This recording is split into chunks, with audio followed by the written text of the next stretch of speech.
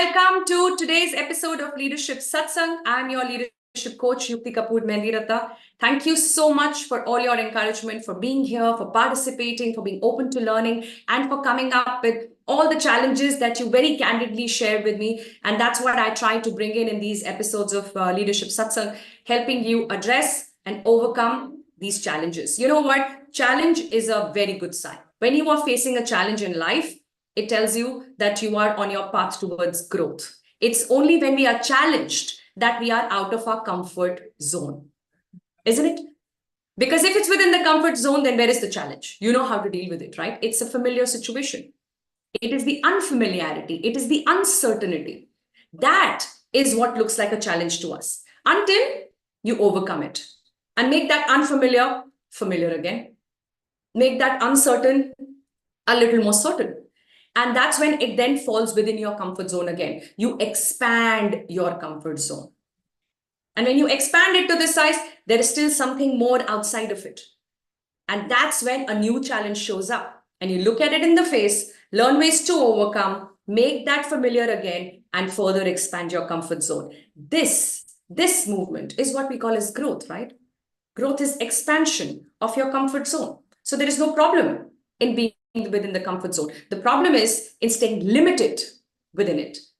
Comfort zone is great as long as you're willing to expand it. Expand your comfort zone, expand it. And how do you expand it? By facing challenges, welcoming challenges, learning to overcome them, and then going to the next level, going beyond them. So I'm going to help you go beyond the challenge that we all face in leadership. And that is to understand, what kind of a leader am I supposed to be? What is the best leadership style? There are different leaders who are successful in different, industries, and there are different examples of great leaders, and they all seem to have very different style. Now, which one is the best style? How do I decide that? How do I know that? That's the question I want to take up today. But before we go there, we need to get in here, in this moment, completely by chanting Om together.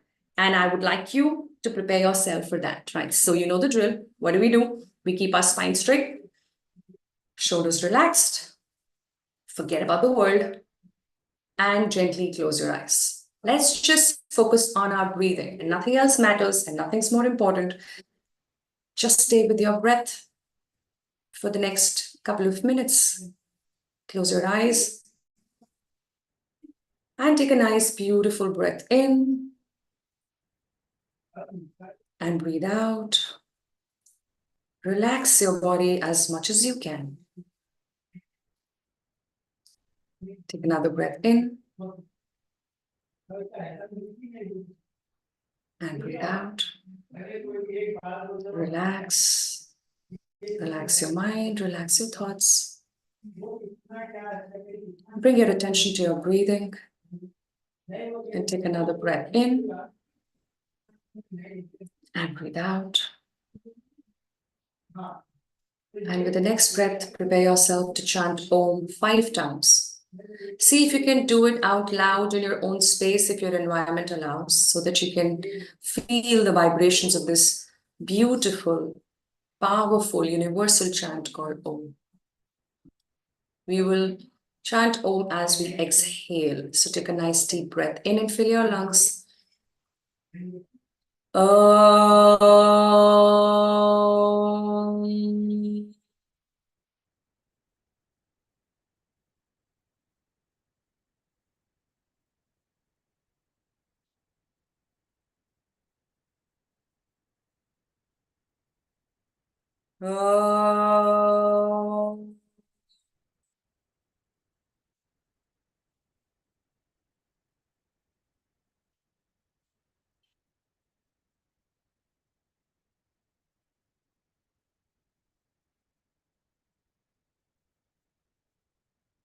Om.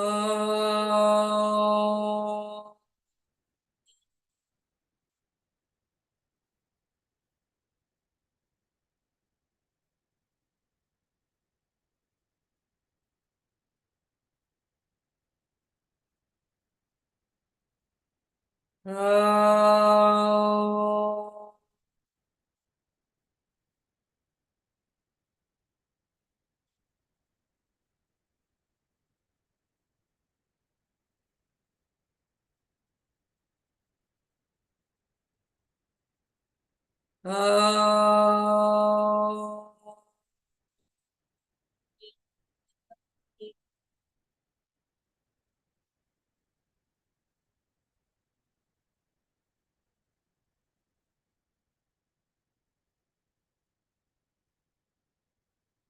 Shanti, Shanti, Shanti.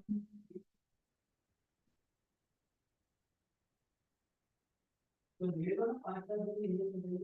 whenever you're ready, please rub your palms together and gently place them on your eyes and face and ears and neck and your entire body. And slowly come back. And as you do, tell me how are you feeling. Let me just open your comments and see how you're feeling in this moment. Where are you joining me from? So that I can welcome you all here for this session on the roles we have to play as leaders. Indiran, so good to have you. Pulkit, very good evening. So good to have you here. Anil, Neetu, Kajal, long time no see, Kajal. So good to have you here. Sandeep, Mir Mohammed, Anil, thank you so much for joining. Thank you so much for joining. How are you feeling in this moment? That's Venkata, long time, Venkata. It's been a couple of minutes that I saw you. I'm so glad you're here. Would love to know how are you feeling after the chat? Are you with me? Are you in the present moment? Can you forget the rest of the world and just focus on your ability to lead and see what can you learn from this session to change it a bit, to improve it a bit, to understand it a bit more. That's what we want to achieve in the session today. So welcome everybody who's made time to join in live. And let's get started with the roles we have to play as leaders. The first thing that I want to tell you all is my personal belief. Okay, it can be challenged, but I strongly believe that if there are 8 billion people on earth, then there are 8 billion different leadership styles. That's my thought. I don't believe that there are 4 different styles of leadership or there are 16 different styles of leadership. I think every single individual is unique, and so they have their own style with which they can lead. And any style can be as successful or more than any other. Which means what? That you don't need to be like someone who you consider as a successful leader. The reason why they are successful is because they are their authentic self. The more authentic you are about your own self, the easier it gets for you to create real connections with people. And that is a prerequisite for us to lead people. We cannot lead people if we don't win their trust. And we cannot be trusted if you're not our authentic self. If you're trying to be someone, thinking that being this way will make me more successful, or being this way will help people take me more seriously, or if I behave this way, I will be respected more. These thoughts are the thoughts that take us away from who we actually are. The more you know who you are, the easier it gets for you to identify areas of improvement. Do you have areas of improvement? Of course you do. The more you think about it, the more you focus on it, the more it will show up for you. But you do that with love. I've always said that. Self-improvement cannot happen without self-love. You cannot improve yourself with a gun on your head. You cannot improve yourself by demeaning yourself, putting yourself down, humiliating yourself in your own head, criticizing yourself endlessly. There's nowhere any improvement is possible. Maybe pretension will happen. Maybe you will pretend to be a better person, a more polite person, or a less short-tempered person, etc. But there is no authenticity to it. There's no truth to it. Are you getting what I'm saying? Right? So what do? We need to enhance our ability to be more aware of who we are. Accept the good, the bad, and the ugly. And then identify the bad and the ugly, which needs to get better. But with self-love, with love, right? With kindness. That's how we approach self-improvement. With that said, how do we make ourselves better and more effective leaders? I want to share with you 4 roles that every leader has to be comfortable playing, irrespective of your leadership style. You can have your own style to lead. I have my own style to lead. Which style is more successful? We don't know. But no style will be good enough if we have not learned to play the 4 roles that we have to play as a leader. Are we getting this? They're two different things. What is my role as a leader? How am I supposed to act? How am I supposed to behave in different situations? That's a very different thing compared to what's my style of leading. My style of leading could be to make sure that I'm around physically with people.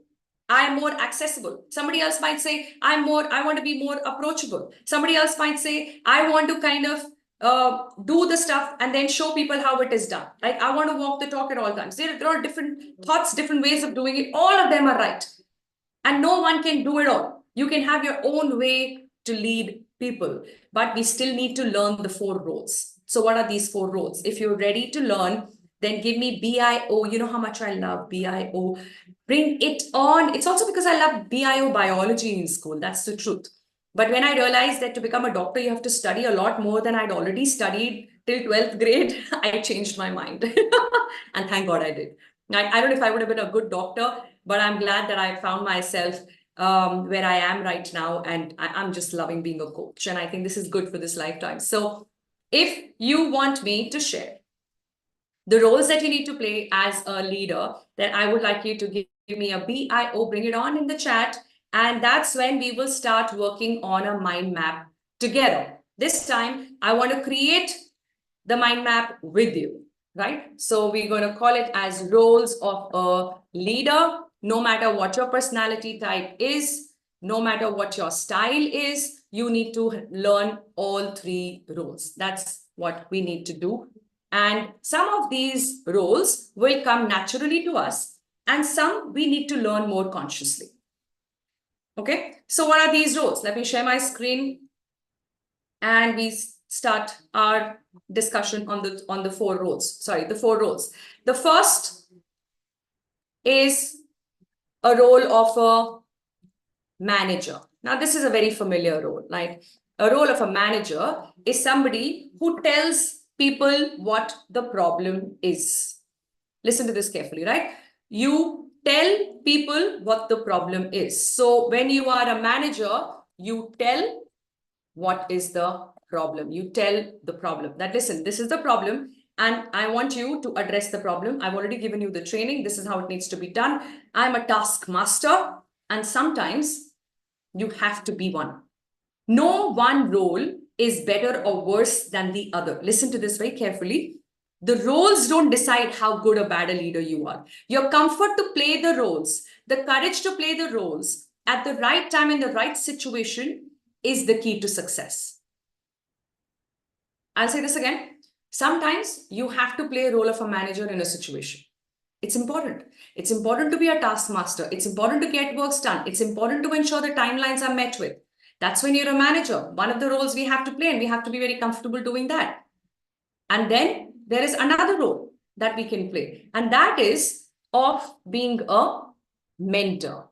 A mentor. What does a mentor do? A mentor will not tell you what the problem is. A mentor will tell you what the solution is. A mentor tells you the solution. A mentor is someone who's been there, done that. Right? So many of us are mentors to many other people out there, isn't it? When are we looked upon as a mentor? When we have a little more experience than other people, when we have a little more knowledge about a subject than other people. And so we are considered to be as a mentor. We can help people with solutions. We tell them, you know what, I've been there, done that. This is how it is done. This is the best way to do it. People follow, they benefit from it, and they look up to you as their mentor. Another role to play as a leader. We don't have to be a manager all the time. We can be a mentor, leverage on our experience, and tell people the solution. And sometimes the situation is such that telling does not work. We need to move from telling to asking. Now, one way to ask in a situation could be in a role of a counselor, right? So what does a counselor do? What does a counselor do? A counselor will not tell, but ask for the problem. So you ask for what is the problem. Let's listen to this carefully. Say, Amit, a performer in your class, in your team, is suddenly not performing, right? And the last quarter has been his worst quarter. And you're wondering, hey, what happened to Amit? Now, one part of you could say, hey, you know what? I think I have not pulled him up all this while. And so he's kind of flying up in the sky and he's not as grounded as he was when he started his journey. Maybe I need to ground him in and I need to be a manager to him. One possible thought, right? Second possible thought, I could be a mentor, go give a pep talk, tell Amit that, you know what, you can do it. This is how I did it when I was really low. And I think you should also try it out and this will work out for sure. That's another way to do it. And then there is a third way, probably more appropriate in this situation, where you ask Amit, hey, what's going on? You've been performing really well in the last 3 quarters. It's in the last quarter that I see your lowest performance. I'm really surprised and in fact, a lot more concerned if all's okay with you. What's the problem? Is there anything I can support you with? Is there anything I can do for you? You are asking what the problem is instead of assuming that you know it and trying to fix it as a mentor or demand it as a manager. Are you understanding what I'm saying? While all 3 roles have their own importance, there could be situations where you need to use one over another.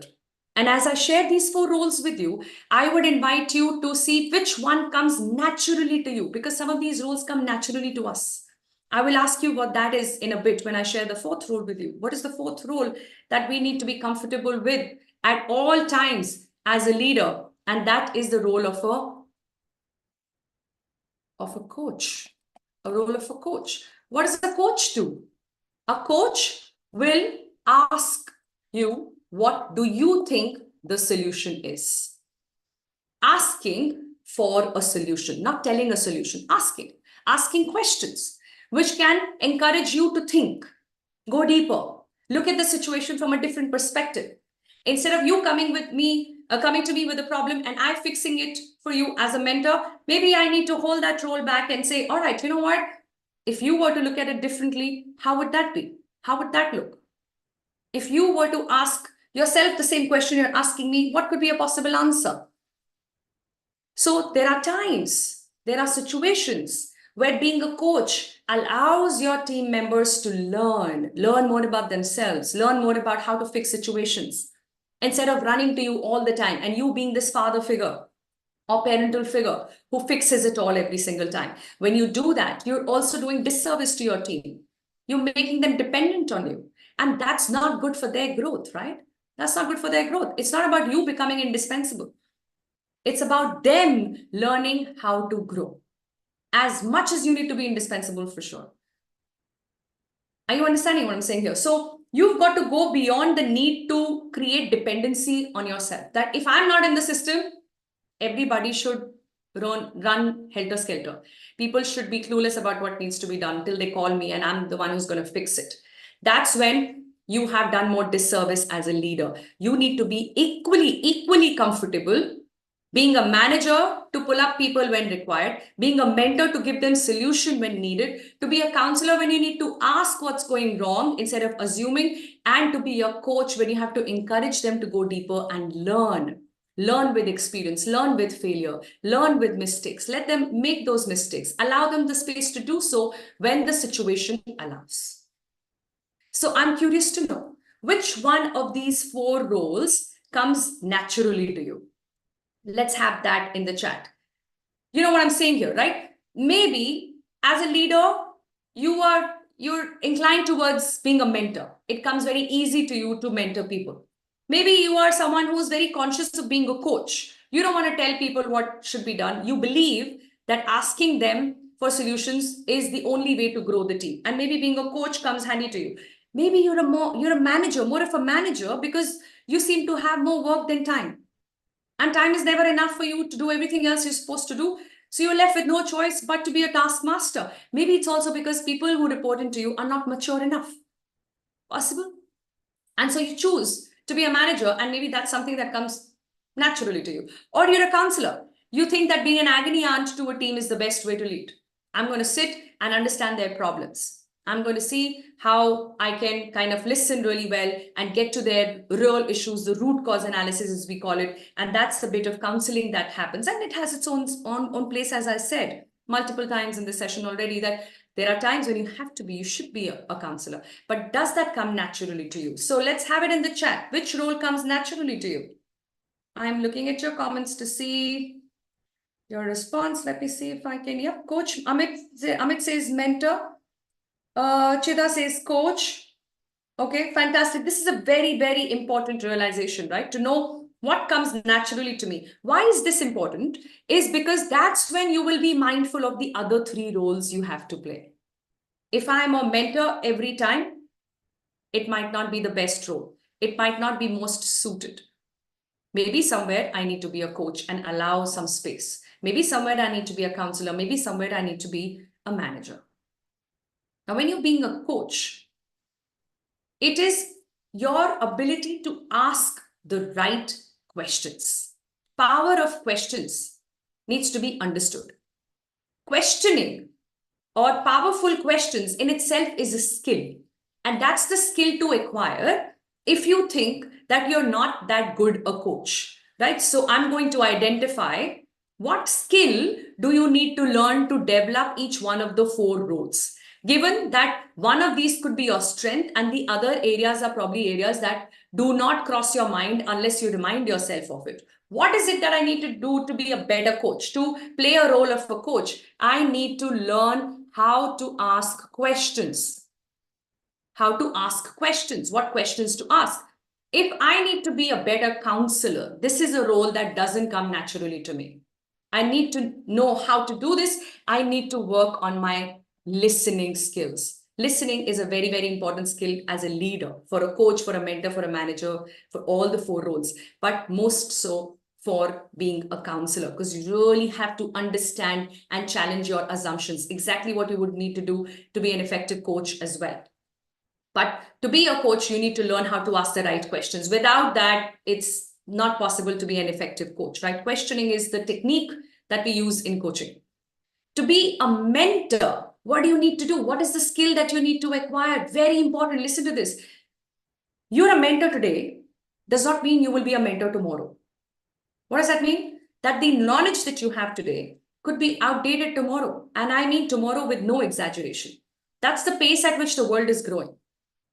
Which means if you want to be an effective leader, if you want to be an effective mentor, you need to continue learning. You need to be a visionary. You need to ensure that you're able to widen your canvas. You continue to learn. You stay abreast with what's happening in the world today. You see what life looks like, future looks like in the times to come. That's when your mentoring is effective. That's when your mentoring will lead people towards growth. And to be a good manager, which you need to be, sometimes pull people up, sometimes tell them what needs to be done. You need to work on assertive communication, or in coaching, we call it as direct communication. You need to learn how to be assertive. That's how you need to get work done. When it needs to be done, it needs to be done, period. We don't need to be aggressive about it. We also don't need to do it passively, fearing that we will spoil our relationship with people. Leadership is all about creating a balance between results and relationships. Balance is important. No results, no sense in leadership, right? No relationship, you can't possibly lead anybody without developing relationships, right? Why should anybody listen to you? You understand what I'm saying? So what do you need to do? Create a balance. Otherwise, you will always keep facing resistance from people you don't have relationships with. Or you will build great friendships, but you're not getting the result. And the organization will then question your existence. So what do? You learn to create a balance. How do you create that balance? There are multiple ways. One of them is to keep these four hats in your pocket every day. Right? You keep it in your bag. Four hats. A hat of a manager, a mentor, a counselor, and a coach. Every morning you go with your tiffin box and the four hats to office. That's what you do. That's what you do. And then in a situation, you decide which hat to wear. And you can wear multiple hats in the same day. Possible? Absolutely possible. In fact, that's a very normal scenario. To keep swapping hats and wear each one of these four as comfortably as any other. That is what makes us a leader. A leader needs to have a property of water, right? Being able to adapt, being able to take the shape of a vessel it is poured into. That's when you know that you're not just a manager, but a leader. Can you adapt to different situations? Can you adapt to different roles that you need to play? Not just always give gyan to people because you are more experienced than them. Maybe sometimes you need to listen. Maybe sometimes you need to understand where they are stuck. Maybe sometimes you just need to pull them up. And I will do all of this with the same level of grace, with the same level of passion, and with the same sense of purpose. If that's what I'm able to do, then I know that I am playing the role of a leader, irrespective of my leadership style. And with that, we conclude today's session. I hope this satsang session helped you to understand a few things that you need to work upon. I've told you the skills, and there are more skills that needs to be added to each one of the 4 roles. But you have a way to start the learning process, and you know the direction in which you need to go. So bring these skills in and bring in the comfort to play all these 4 roles as easily and gracefully as you can. It's then that we are able to do justice to our presence in the system. It's then that we become an enabler for change. It's then that we can possibly create a transformation in the world around us. I hope this was useful for you. If that's true, then I would love to know it in the comments. Please share in the comments if this was useful, and not just useful, but what was useful. Which part of it was useful? What are you taking away? What have you learned from today's satsang session? Please do share in the comments. I always wait to read them later on, and I will. In the meantime, I want to share a little bit about my plan for this month, and that is to take off with my family for a short vacation. It's an annual thing that we do, which means that I will have to excuse myself for the next 2 weeks. There will be no satsang session, but we will have the next one on the last Tuesday of this month, which is 25th of June. 25th of June is the last Tuesday of this month when we'll have our next satsang session. And as always, the last satsang of every month is an open house. It's an open Q&A. That's when you bring out your questions and I take them live in the session. That's exactly what we will do when we meet on 25th. Till then, I want you to have some fun with your family as much as I intend to have with mine. Let's enjoy the month of June, spend some time together with people around us, people we love, and rejuvenate ourselves and reconnect and continue this journey of learning towards growth. Thank you so much for all your encouragement and love. It means a lot to me. Take good care of yourself. I'll see you real soon. God bless you all.